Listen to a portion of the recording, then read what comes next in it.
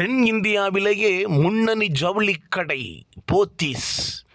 இதன் தொடர்புடைய இடங்களில் வருமான வரித்துறை அதிகாரிகள் நடத்திய அதிரடி சோதனைகளில் கணக்கில் வராத ரூபாய் 20 கோடி ரொக்கமும் ரூபாய் 11 கோடி மதிப்புள்ள 10 கிலோ கணக்கில் வராத தங்கமும் கண்டுபிடிக்கப்பட்டன.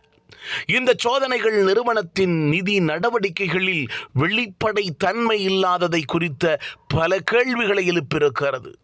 போத்தீஸ் நிறுவனத்தில் 25 ஆண்டுகளுக்கு மேலாக 30 ஆண்டுகளாக பணி செய்யும் தொழிலாளர்களுக்கு, குறிப்பாக சேல்ஸ்மேன் பணியாளர்களுக்கு சம்பளம் ரூபாய் 22,000 தான் வழங்கி வருகிறார்கள்.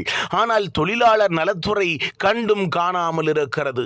அந்த தொழிலாளர்களுக்கு முறையான ESI, BF போன்ற வசதிகள் செய்யப்பட்டு இருக்கிறதா, அவர்களது குடும்பம் எந்த நிலைமையில் இருக்கிறது என்று கூட தொழிலாளர் நலத்துறை அதிகாரிகள் கண்டுகொள்வது கிடையாது. போத்தீஸ் கடைகள் பணியாளர்கள் காலை 9 மணிக்கு செல்கிறார்கள் என்று சொன்னால் இரவு 10 மணி வரை அவர்கள் பணி செய்கிறார்கள். மதியம் 1 மணி நேரம் உணவுக்கு அனுப்புகிறார்கள். ஆனால் தொழிலாளர்கள் தொடர்ந்து பணி செய்கிறார்கள், நின்று கொண்டே இருக்கிறார்கள்.